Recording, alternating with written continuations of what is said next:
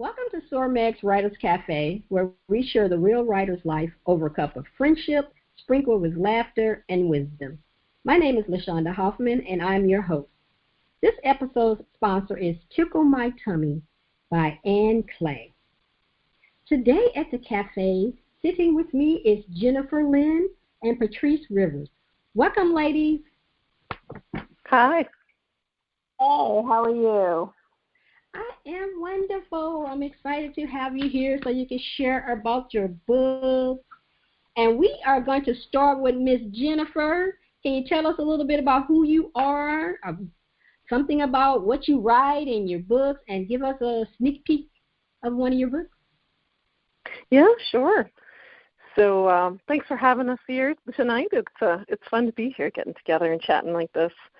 I'm Jennifer Lynn. I'm a soul midwife, a shamanic druid priestess, and a modern-day mystic specializing in Celtic mystical techniques and practices. And I'm also the author of the mystical fiction series Bree, MacLeod's Story. Right now there are 3 books in the series. Being Here is the first book. Coming Home is the second. The Chalice and the Blade is the third. Chalice and the Blade just came out this February. And book 4, Thresholds, should be out next year. The books are a series, but each one of them is written as a standalone book, so you can pick up the series wherever you feel called. And Bree MacLeod's Story, Bree MacLeod is a modern-day shaman of Irish and Scottish lineages. And the books are all written from her perspective and in her voice. So you get to see and experience everything that she does as she moves through this world and the other world, and as she engages with her allies. The books each take a metaphysical or a mystical concept and explore them through story. So Bree and the other characters are fictional, but the content is not. And like I said, book 3, The Chalice and the Blade, came out this year, and book 4, Threshold, should come out next year. I also have a nonfiction book on Celtic mysticism coming out early next year called A Year and a Day. And it's based on a workshop that I taught for many, many years. And it explores the wheel of the year in the Celtic mystical tradition. And it takes you through each season, moon turning by moon turning. It talks you through the energies and the dynamics of each one, and then also gives you practices to explore them for yourself. So my website, I have a website, throughshamanseyes.wordpress.com. You can also find I teach workshops in Celtic mysticism, and I do healing sessions as well. I'm a shamanic healer and an energy, sound, and soul healer. And I do one-on-one private healing sessions there, in addition to all of my writing. So I'll give you just a couple pages from The Chalice and the Blade. And this is from Chapter 5, but it'll give you a really good feel for Bree and her story. So in this book, Bree she's just come back to St. Louis. She's been over in Scotland helping out her cousin for a while, and now she's just returned back to St. Louis where she's living. So Chapter 5 from The Chalice and the Blade. As the door drifted closed behind her, Bree took 3 steps into the Café de Lis and stopped. Sunlight streamed through the floor-to-ceiling windows, flooding the cafe and bathing the guests sitting on the overstuffed sofas in the soft golden light. Fairy light, Gwen used to call it, her own kiss of magic. Bree! A woman squealed from behind the espresso machine, then launched herself over the counter. Arms flailing above curly red hair, she ran across the room. Bree! Bree! Nodding slowly, Bree gestured to the woman. Hello, Sheila. Then she cast her gaze around the open room and sighed. I'm really here. Bree! Oof! Bree turned towards Sheila's voice and found herself lifted into a bear hug. Her toes just reaching the floor, she struggled to keep her balance. As Bree's feet settled onto wood again, Sheila stepped back and propped her hands on her hips. Fergus said you'd be coming. She chuckled and shook her head. Serves me right for not believing him. I thought he was teasing me again. She's so quick to laugh, that one, Gwen's voice echoed through Bree. Dropping her gaze to the left, a ghostly image of her former lover flickered in the sunlight, standing beside her, just like she always did. The ghostly woman smiled at Bree, and she's so easy to tease.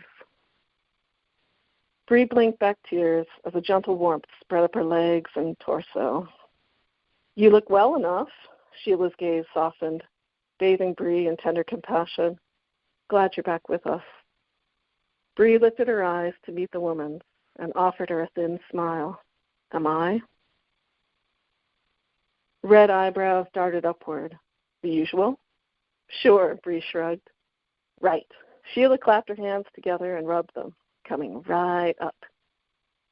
Bree watched Gwen's favorite barista stride back toward the coffee bar. She and Gwen, they always loved this place. Bree sighed and looked around the room. Soft golden sunlight spilled from the windows, illuminating her favorite love seat. She walked up to the overstuffed chair, reached out, and ran her fingers along the ribbing on the lavender throw pillows. You must help me. Bree lifted her gaze toward the woman's voice. Oak trees stretched all around her, their autumn leaves spilling a sea of orange and red through the old-growth forest. Her breath clouded before her, lingering on the damp, chilly air, and she shivered. She turned to look for the woman who had summoned her here. You must help me.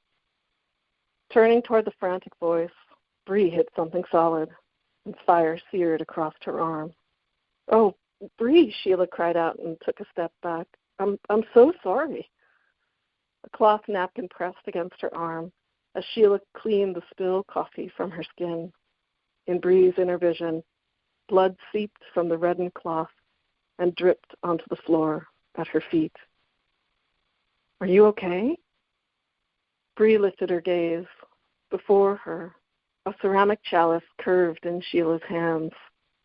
Etched in spiraling chevrons, the ancient vessel radiated opalescent light. Bree? Sheila touched her arm, and Bree's gaze snapped to meet the woman's. When she looked back at Sheila's hands, they held an ordinary cup of coffee. Bree frowned. Here, Sheila's voice flowed soft, echoing Gwen's tone and words as she encouraged Bree into the overstuffed chair. Have a seat. Just relax and let me care for you for a while. And I'll stop there. I'm curious, what inspired this series? So I'm a shamanic practitioner, and part of the work that I do as part of my personal practice is that I visit with my ancestors, and I sit and I listen to them. I let them tell me the story that I most need to hear as a way of, reconnecting ancient wisdom with today. And it was probably, 15 years ago now, a woman started coming to me and telling me her story. And I thought she was an ancestor from this group of people that I, listen to from time to time. And then I started to realize that she was talking about modern day life. And I thought, she can't be an ancestor of mine. And then I literally, as soon as I had that realization, I had this compulsion to write her what she was telling me down as a story. And as I started to do that, I realized that this was a character, and that she was talking to me, and she was offering this story as a means of communicating mystical wisdom and mystical truths in story format. That she is actually, I think she's kind of an amalgamation. Her voice is an amalgamation of ancestors of mine and teachers of mine on the other side, who are communicating this, deep information in fictional format in a way that people can read it, and they can, interact with it as a story if they want to, so just a good read. But if they also have a spiritual practice or even a spiritual inclination, maybe they're searching for something themselves and they come across it, it can help open them, help them awaken them to the deeper truths that exist in the universe. Hmm. I like that. That's a different way to think of your characters coming to talk to you. Yeah. Are you ready, Miss Patrice? I'm ready. Okay. So my name is Patrice Rivers, author of 9 books. I'm a freelance writer. I am a journalist, and I'm the owner of that Rivers Herald brand. As far as my children's book series, because that's definitely what I want to focus on. My series is called Come Learn with Patricia. My 2 children's books are about a little girl with sickle cell. A lot of people don't know what sickle cell is, so that was my inspiration to writing my first children's book back in 2016. The first one is called Patricia's Guardian Angel, and the one I just released on September 1st, which in honor of Sickle Cell Awareness Month, is called Patricia's Visit to the Hospital. So like I said before, both books talks about a little girl, which is actually me. I have sickle cell, so I wanted to interpret my testimony and story into a children's book. But not only it's a children's book, but it's an educational piece as well, because I definitely want to educate not only children, but adults and other people in the world and the community about what sickle cell is. So at the end for my second book, I have a workbook session where it tells you more about what sickle cell is. It has also a sickle cell word search, so kids can do the word search, and also true and false, and also different resources where people can get more information about what sickle cell is. So that's kind of basically the whole inspiration, motivation on Come Learn with Patricia series. I do have 2 more books to be included in this series. So my third children's book will be out next year, September. So the book, I'll be reading some of Patricia's Visit to the Hospital, which is my latest book.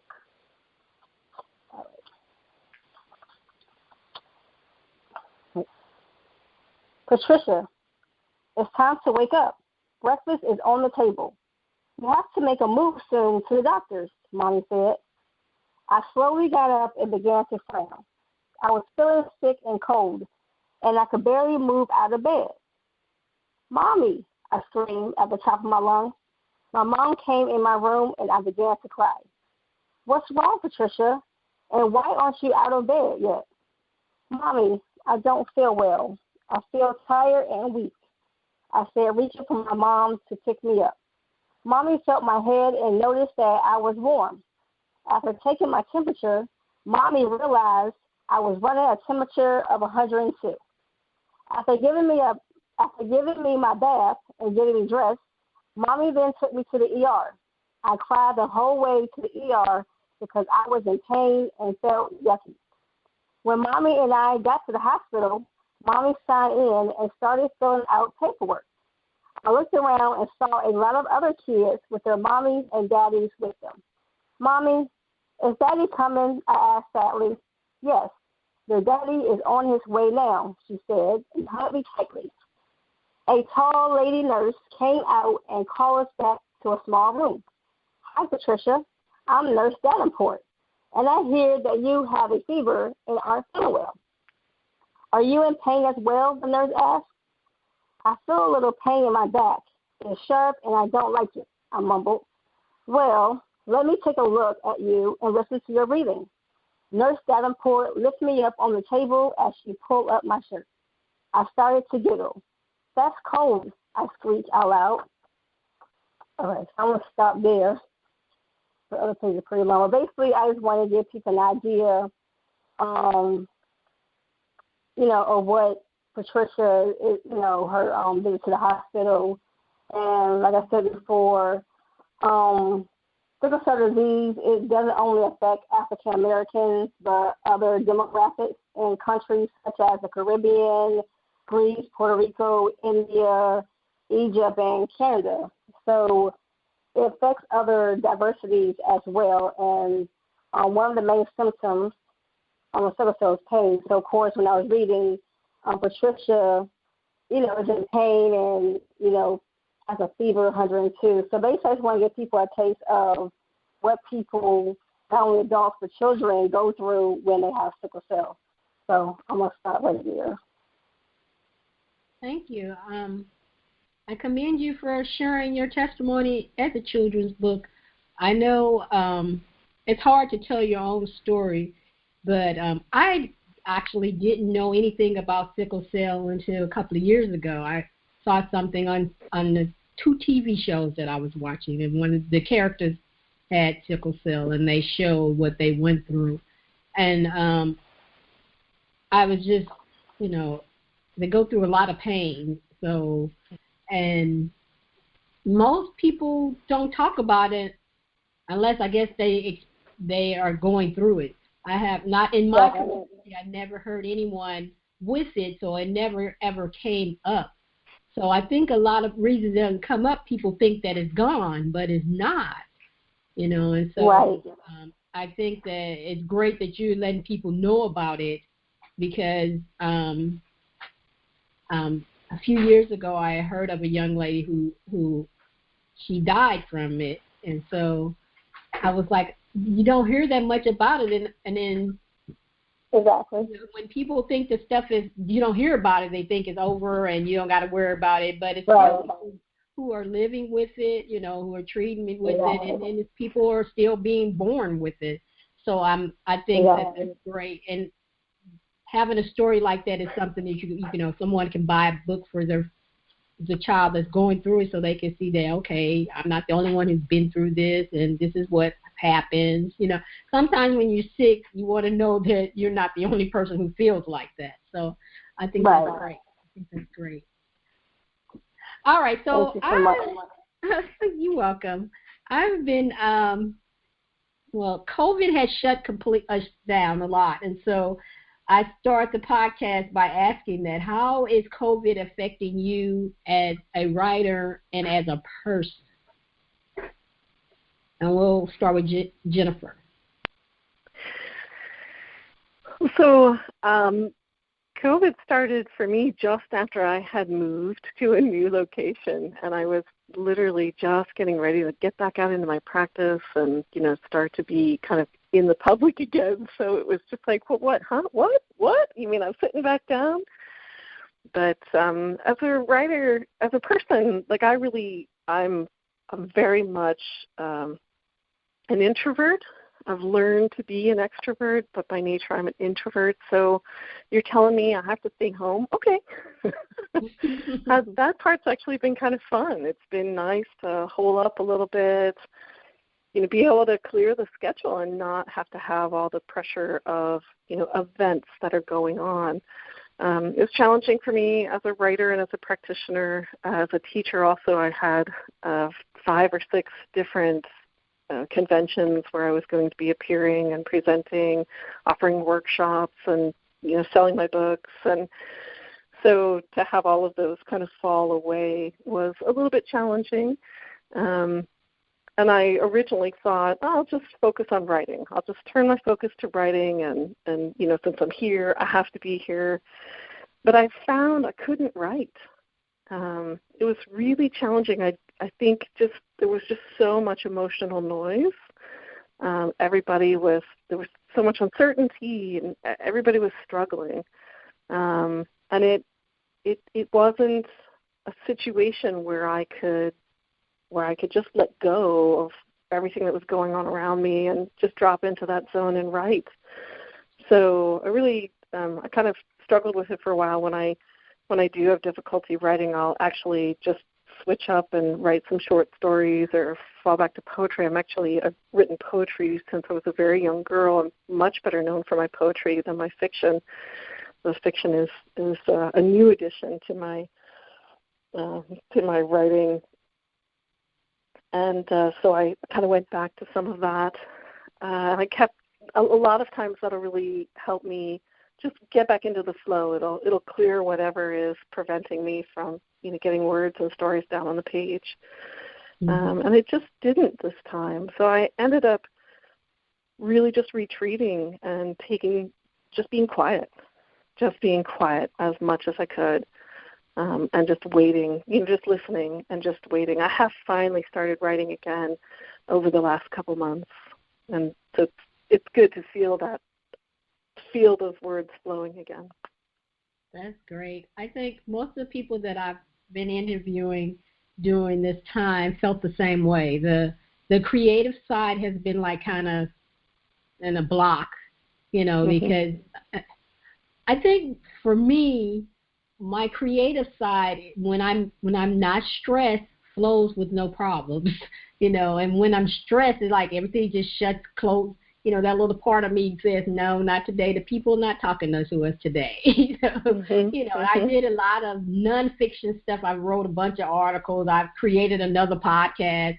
So you can be productive, but it's not in the way that I thought I was going to be. I know we were talking offline how I thought I was going to do a lot of writing since I'm at home, and that didn't happen.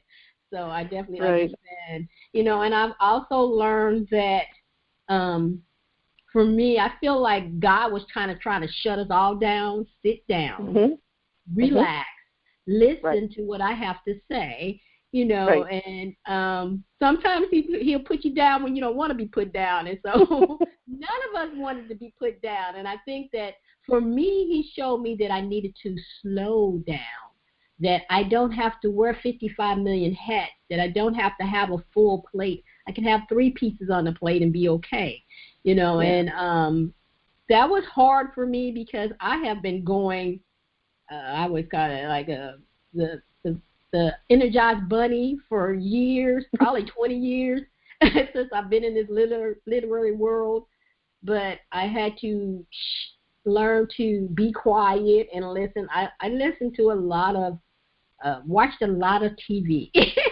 So that was but TV is my stress relief. I watch shows and I release all the, I always tell people I watch the crying shows because I can cry and be at peace with crying, and so I've watched a lot of the Korean dramas this year, and a lot of them are very good crying shows. So I released a lot of the stress in my body because I know that if I hadn't, I probably would have ended up in the hospital because you just try. I take on everything. I'm very empathetic, and I take on everybody's problems.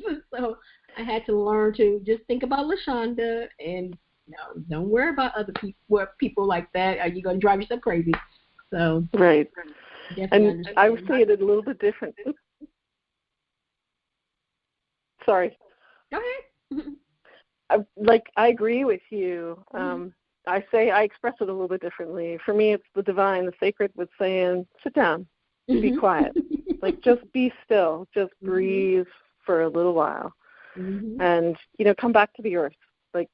Come back to the earth, reconnect with the earth, reconnect with the heartbeat of the earth around you and with that pulse. And remember that you are a part of this earth. And let the earth have time to repair too. And, I did just a lot of deep inner work. And although I did launch a company, I launched my own publishing company, and I launched a couple of new things. So I was creative, just not in the writing aspect. For some reason, every time I tried the story, it was like, no, be quiet. Just be quiet. Yeah. How about for you, Patrice? Well, for me, COVID didn't really affect it, my job. I know a lot of people it affected their jobs.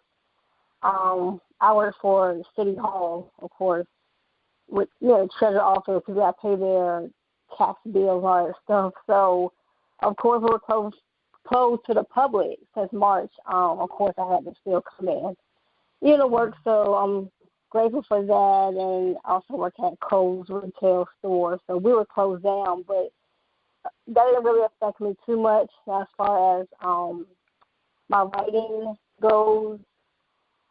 It allowed me to, I guess, sit down and kind of focus more on my brand.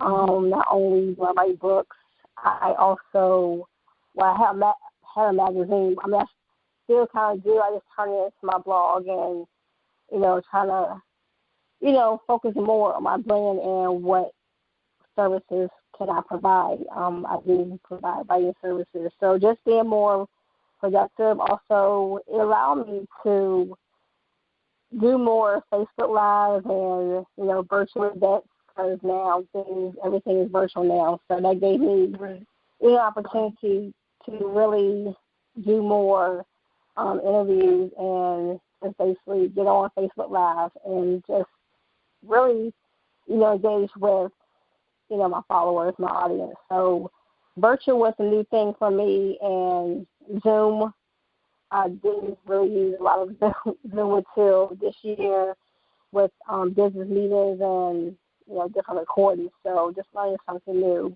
learning more about virtual events and how you can use virtual events to still connect with your customers, your clients, and still kind of market yourself.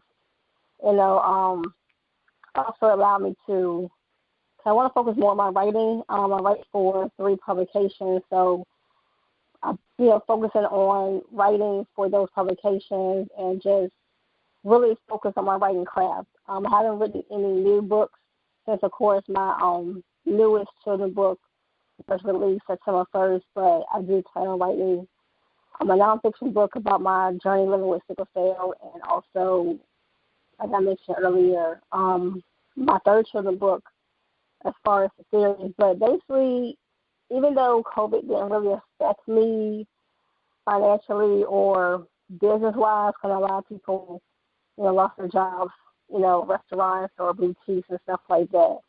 But it kind of, just allowed me to focus more on my brand, what can I do differently in my brand, and focus on that, and basically just try and do a lot of virtual events and focus on my craft. So that's basically it. That's good though, because you could have just shut completely down, but you decided that you wanted to try something new. And I'm always telling my clients that to try something new, try something that scares you. Try it. If you don't like it, then you can move on to something else. And virtual scares a lot of people. I've been virtual since for 20-some years, so it's my thing. I love it. But so many authors fought it because they were, I like to see the people. I got to see my people face to face. And this year showed us that sometimes you can't see people face to face. So what are you going to do if you can't see your people face to face? And a lot of people did shut down. They just like, I just won't be doing books this year. And then some were like, you know me, I'm creating events trying to help you all. Anyway, the book brag. It's like pulling teeth, I'm telling you. Pulling teeth to get people to do the book brag. You participated, Patrice, but it was many other people who were like, they ain't me, I ain't doing that. But I realized that it was pre-Zoom. People hadn't got on the Zoom yet, so they weren't ready. And then 2 months later, I have people contacting me like, LaShaunda, you're going to do another book break? I'm ready. I'm like, no, I'm moved on. I have learned that you can't force people to move forward. They have to be able to come and drink the water themselves. And by time a lot of them were ready to drink the water, people have moved on and did something else, or they had already planned their events and they had the people that was participating. So a lot of people miss opportunities online because they were scared to pivot. They were scared to try something different. They were waiting to see if it was going to open up. When there's opportunities, you just have to take them. You like you said, you were doing interviews, you're trying different things. You're not sitting at home going, all my stuff got canceled. I guess I won't do nothing this year. But LaShaunda, missing stuff. Yes, ma'am. I have to say, I've tried to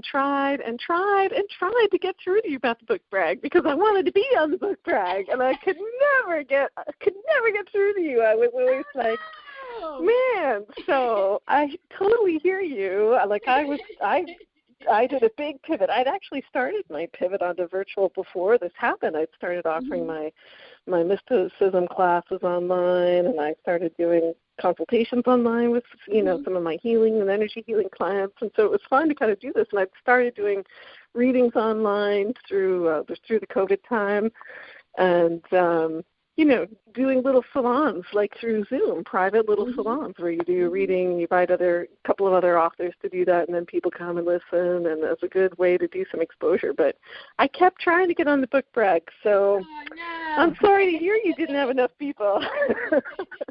Well, I'm learning. I have always known that our writers, we're late to the party. We're always late to the party because there are so many different things to try, and I had a bunch of people who would refuse to do Zoom. They were like, my hair is messed up, LaShaunda, I can't get on there. I can't, and so that's how I end up doing podcasts, because I was like, you can just talk. You don't have to show your face. And so the podcast worked, and so I got people. So I am one of those people who I come up with ideas, but I think they're before my time, because I went online way before other people were ready to come online. And I was doing classes online way before other people were doing it. And so, when this COVID hit, I was like, I'm fine. Right. Everybody else was like, I can't stand it. I hate doing live. I hate Zoom. And, for me, with my job, working from home was stressful for me, because I've been working for 28 years and I never worked from home. And so that was stressful because I had to figure out how to do that at home and do my business too. So that was stressful. The online part wasn't hard. It was the part of trying to schedule yourself so you're not. I felt like I never turned off. Remember, we were talking about my mind going. My mind goes 24/7. So I've got work and I'm at home, and that's all together. Usually I go to work and then I can shut that off, and then I come home. I do what I need to do. But I'm at home, and all this is running around in my head. And I was like, the first 3 months, I was like, I'm about to explode. And so I had to figure out how to juggle all these little balls, and make it work. But I know as a writer, I realized that there were opportunities out there. And so, I probably did more this year than I've done in the last 2 years online. People invited me to different, virtual summits and retreats, different things to do. I actually, one of my online mentors invited me to be a part of her summit, and I was like, now that was fantastic, And so I was very open to saying yes this year. I had said I was going to say no and not do a lot of stuff, but when we got shut down, you didn't have much choice. So I was like, yes, I would be happy to be on your show. Yes, I'd be happy to do this, And so I think that, and a lot of people were waiting for stuff to come to them. And a lot of the virtual opportunities, you had to kind of, look for them, I had a lot of people with that, like with the book brag, I put it out there, but it was very intimidating if you've never gone live, you've never done a live, or you've never done a reading. This was my first time doing a reading too. I've never done a reading. So I read from my book for the first time doing the book brag. So I stepped out of my comfort zone because I've never done a reading. And, you have to step out of your comfort zone if all your avenues are blocked. What can you do? How are you reaching new readers during COVID? That's a hard question because, how? So you have to come up with ways to do that. Like this podcast is one way, but, how are you ladies reaching new readers? Well, for me, I know I've done a few panels with this one group called Glambitious I Am, and it's a wonderful, wonderful platform for women to, brand yourself, to talk about your brand. And recently, September, right after my book release, I was able to participate in the virtual book tour. She created, Lily May, she's the creator of Glambitious I Am, created a platform for authors was a virtual book tour, and my first time participating, and I was able to showcase my book and talk about it. It's like branding yourself. And before then, I participated in an event, same platform. It's an all-white event where, we're online, StreamYard, similar to Zoom, and we were able to talk about any topic for 15 minutes.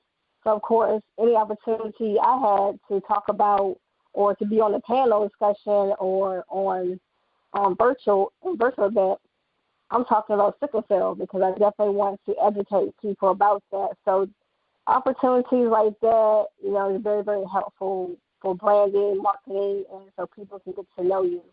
So with that opportunity, with the virtual book tour or any other virtual event on social media or Zoom or StreamYard is very, very helpful and important.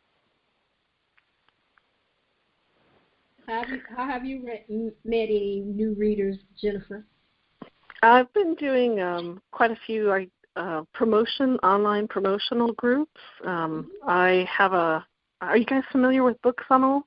It's an online platform for authors where they can post books that then you sell separately, and then there's a link that you offer once the book has been purchased. There's a link that goes out to the reader who's purchased the material of the book, and then they can download it off of the site. And so the site actually handles all of the downloading, and if there's any technological difficulties or issues, like the site manages anything, BookFunnel. But they also have another section within it is called promotions, and different members, different people who use BookFunnel, have accounts on BookFunnel, will set up promotional programs that run at different times, and they have, different themes. Like there'll be a speculative fiction one, or I just did one for, what was it called? Blended genres, where it's a mix of, fantasy, speculative fiction, literary fiction. So my story, Bree, fit in really, really well. And the promos will run for anywhere from a week up to a month. And so you're included with, for example, in the blended genres one that I did, there was 100 different authors who had their books up there, had one book each. And so you get a lot of traction. You get a lot of people coming in because they know the other authors, and you end up having a lot of exposure that, at least I had a lot of exposure that I wouldn't get otherwise, because some of the authors who were there, their genre, their blend of genres is just different enough from mine that I wouldn't normally kind of hobnob with them, or I wouldn't find my books out in the same pool with them. And so it was interesting to see how, my readers responded to their material and how their readers responded to mine. They were very successful. I've also really stepped up my Facebook and Instagram presence. It's something that I've had. I've certainly been active with it for a while, but I just kind of poke along with it. It's not really something I enjoy. I do it because it's a part of marketing for a small independent author. Mm-hmm. But I really stepped that up, and I did a lot of cross-promotionals with other authors that I know who write similar material, or other authors that I know from different critique groups. We support each other to begin with, but we really came together and pooled our efforts, which really was, again, very successful. I did some online readings, virtual readings. Like I said, we put together a couple of salon nights where we had 2 or 3 authors who were reading from their current book, and people could come in online through Zoom and attend the reading and then ask questions and get some dialogue going around the books. So it's been, I have really stretched my boundaries that way. I've been really looking at, how do I, if I'm forever, if this is the only way, that I market my books from now on is just online, what does that look like? I've done a lot more blog interviews and podcasts like this, and I keep I'm still looking for, how else can I do this? How else can I find my readers? I love that. I like the cross-promotion. A lot of people sleep on cross-promotion, but it's a great way to network with other writers, especially if they write what you write. And then sometimes, like you said, they do something different. You get introduced. If their reader is one of those readers who reads anything, you can cross promote with them and reach a whole new level of readers because they didn't try speculative. Well, maybe they don't like paranormal, but that book caught their eye because their favorite author was talking about it. I have found a lot of books just that way from friends telling me about it. I mean, like, oh, I don't read mystery. Let me check that out. Yeah. So, I think that I'm learning that you just have to keep your mind open and be open to things. Like you said, it's part of the promotion thing. I say find the stuff that's fun for you because those are the things that you do. Like you're talking about Instagram, but if you get on Instagram, you can have so much fun on Instagram. There's just so many different communities there. I say write down 3 things that you like, and then go find that community because, like I do natural hair, so I follow a lot of natural hair people. I found out that there were librarians on there, so I follow the librarians. Hey, what are y'all watching? There you go. And so my feed isn't just from authors; it's from different categories, and I'm talking to them, and then they get to know you because we're all about building relationships.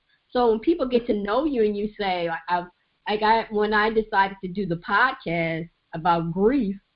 It wasn't unusual for me because I talk about grief all the time. And so somebody contacted me and said that she sent her friend my link to my podcast because her father had died. And I was like, oh, my gosh, wow, thank you. And she's like, I listened to it, and I thought it would be helpful for her. And so that, that's how you get in front of other people because somebody else recommends you.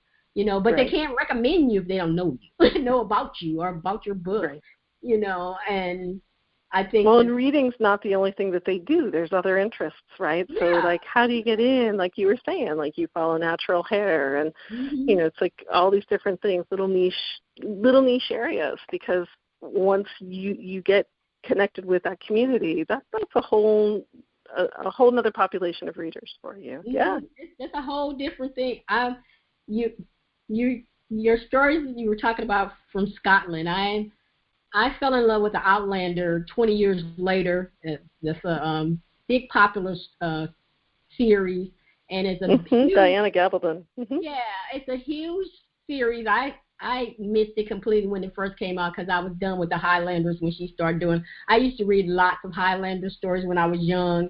And when she came out, I think I maybe is in my 20s or 30s, so I didn't read anything about it. But my favorite character is Jamie Fraser. I love him. He makes me want to go to Scotland and check it out. But I found 3 or 4 communities about the Outlander because they love Jamie too. It's a wildly popular series. I'm the only black woman up in there, but hey, we love Jamie. We talk about how. Somebody posted a video of him falling and how they showed him falling in love with Claire, and I'm crying because I'm like, oh, I just love Jamie. But that has nothing to do with what I write. I don't write anything that's from Scotland, but this is a little community, and and we talk about what we love, and this is a book. It's a book. Right. People are talking about this book that's been out for 20 years. So. There's a niche for you. There's a group of people who want to talk about your book. Eventually, one day they're going to say, hey, let's start our group and talk about her book. But you got to get to that, Right.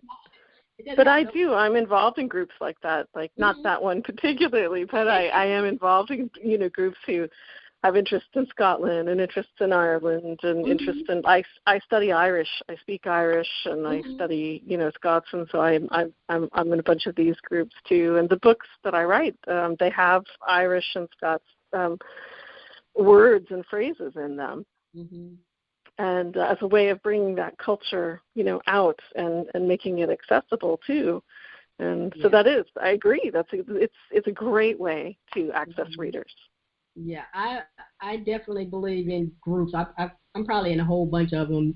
I just went through last month going through and canceling out the ones that I have not visited. I don't know when, but I do recommend as a writer to be at least 2 readers groups. just to be a lurker on the wall and see what are they looking at, what do they like, what are they looking for, you know. Right. And sometimes when you participate, you don't even have to pitch yourself. If you're participating, if you are a good member, they're going to invite you to showcase your book. And that happened to me. I was in a group, and it was fiction. We talked about romance all the time and different things. And when my book came out, I was the first nonfiction that she ever featured. And she was like, "Oh, we got to feature your book, LaShaunda." I'm like, they're not. They're romance readers, but it was writers in there too. So she's like, "It's writers in here too," you know. So I was able to feature mine, but I know that was because I had built those relationships. I was part of the group. I wasn't one of those people who just pop in the group and, "Hey, I got a book. Can you talk about it?" No, that's not how it works. Right. You know, so that's good. All right, where are we at? All right, ladies, my goodness, we've gone to time to tell us a little bit about how we can find you online. Did we lose Patrice? I'm here. Sometimes I have to remember it's supposed to be talking to them. So Patrice, can you tell us how we can get in touch with you online? Yes, definitely. So I'm very, very active on social media, Facebook and Instagram. So you can definitely catch me on the gram. My handle is that THAT Rivers RIVERZ girl with a U, not an I, brand LLC. So again, on Instagram, you can follow me, that Rivers Girl Brand LLC. On my Facebook, I have several pages. You can definitely like my author page. It is Patrice Rivers on Facebook for my author page. Also, I'm a writer. Like I said, I write for other publications. I'm a freelance writer, journalist. So if you want to, like and check out my writing page, it is Married to Journalism. So definitely I'm very active on social media, Facebook, Instagram, my website. If you want to check out my website, it's www.riversgirlbrandllc.com to learn more about me and what I do. And also my book is on Amazon as well. My children's book, Patricia's Visit to the Hospital. All 9 of my books are on Amazon, so you can definitely type in my name, Patrice Rivers, and you can definitely check out my books there. Okay. How can we reach you, Jennifer? So my main writing website is throughshamanseyes.wordpress.com. And Through Shaman's Eyes is kind of my handle. So you can find me on Facebook as Through Shaman's Eyes. And I'm on Instagram as Lynn Through Shaman's Eyes. I also have a YouTube channel, Through Shaman's Eyes. I have some video clips of me offering soul singing, which is the form of sound healing and sound blessing. They're little 4 and 5 minute clips that are available there. Plus some of the interviews that I've done are also available up there for you to watch. And I've just recently joined the Pinterest community also as Through Shaman's Eyes. All of my books are on Amazon. They're also on Bookshop. For those of you who want to support independent bookstores, bookshop.org. And I have an author central page through Amazon. I'm on Goodreads, Jennifer Lynn, and I'm also on Library Thing, Jennifer Lynn. All right. I have one last question for you. What advice would you give someone who wrote their first book during COVID? First book, like they've never written anything before. This is like they sat down, were inspired, and just wrote the first draft? Yes. My advice would be to find a critique group. Find a group of people who write something similar. It doesn't have to be the exact theme, but at least in the the main genre. So if it's a sci-fi kind of a piece, find a group of people, 3 or 4 who all write sci-fi. If it's nonfiction, what kind of nonfiction? Is it a memoir? Is it a travelogue? Is it a metaphysical journal? Whatever it is, find 3 or 4 people who write something similar. And if you can, find people who have done this, have been writing in a dedicated way. So maybe they have a couple things published already, or they have, several years' experience with getting material out into the world in that genre. And let them read it. Give it to them chapter by chapter or a couple chapters at a time and get feedback from them. It's really important. I find critique groups to be hugely illuminating, because there are times when I'll write something and I'll read it and be like, yep, that is just crystal clear. And then my critique group will come back and say, yeah, I don't get this. I don't quite understand what's happening here. This is unclear to me. And to have somebody look at what you've written through their lens, through their perspective, it will help you see what is actually on the page that you didn't know was on the page, and it will also tell you what's not on the page that you thought was on the page, and it'll make your manuscript so much stronger. Agree. You have any advice, Patrice? Yes, for me, I know a lot of people have writing coaches, or they may know people that have been in the publishing industry or writing industry for a while. So I definitely will network with some of them. Also, like you mentioned, feedback is very, very important, getting critiques. Of course, a lot of people who have written their first book during COVID or at any time, definitely you want to invest in an editor, because the editing process definitely is important. And, a lot of times some authors, they skip that process. And then, of course, when the book is published, there's a lot of grammar errors. So I think investing in an editor, is very, very important. But prior to that, just get a few people to read your work and just basically critique it. And like I said, a writing coach or someone who really knows writing, who's been in the industry for a while, who can read your work beforehand before you submit to an editor and just really give you feedback. But definitely,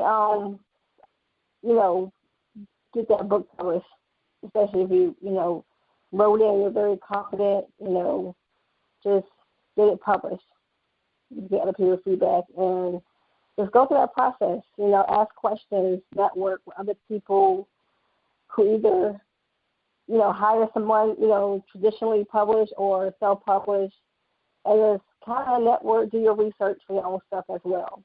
But I would definitely try to, get a writing coach, if possible. But I would also say celebrate that you've written this manuscript, right? Like, not everybody who sets out to write a book, as we were talking about earlier, LaShaunda, not everybody who sets out to write a book actually does it. So if they've actually taken this book concept from the first word to the very last word, they go out and celebrate in some way. No matter what else you do with it, even if all it is you chuck it in a drawer and forget about it, or if you actually do take it to, a writing coach, an editor, a critique group, whatever, just take some time to celebrate, because that's a huge accomplishment. Mm-hmm. That's some excellent advice, because a lot of us, even when we have 4 or 5 books, we don't celebrate completing the book and get caught up in doing everything else. But you have to celebrate, because, I mean, lots of people all the time who say they want to write a book, but they never do. So that's as you, even if it's 10 pages, you did it. Hey, yes, go get you some nice ice cream or something. Something to say, hey, like me, I bought me some purple boots. That was my celebration for what I did this month.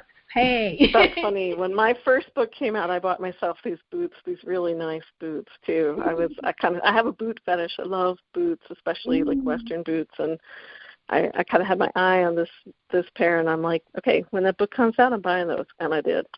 All right. All right, ladies. I want to thank Jennifer and Patrice for sharing with us today. I hope what they shared today was helpful for you. I want to thank our sponsor, Tickle My Tummy by Ann Clay. Laughing not only lightens your spirit, but it also lengthens your life. Tickle My Tummy delights in the small, easy-to-laugh at, hilarious, and sometimes ridiculous things people do and say. Stories of family, relationships, work, and yes, church will set the pace for a few moments of enjoyment. This collection is broken down into Love is in the Air, Family Feud, Going to Church, Women Rule, The Things Kids Say, Just Plain Old Stupid, and It's a Pet Thing. These delightful snippets will definitely add bubbles to your day. Get ready to laugh out loud at some of the most commonplace stories of ordinary people, relationships, situations, and living the best life. Tickle My Tummy by Ann Clay. Check the show notes for the link to order your copy. I want to thank you, our listeners, for taking time to listen to the podcast. I have 3 questions for you. Did you enjoy this episode? If you did, subscribe to the platform you're listening to so you don't miss an episode. What did you think of this episode? Tell us by writing a review on the platform you're listening to or send to onesormag@gmail.com. Did you learn something from this episode? If you did, please share the podcast with your community. If you have a topic or would like to be a guest or sponsor for our episodes, contact me at onesormag@gmail.com. One last question. Have you promoted your book or business today? If you haven't, go showcase those wings. Someone needs what you have to offer. This is LaShaunda Hoffman, and I'll see you on the next.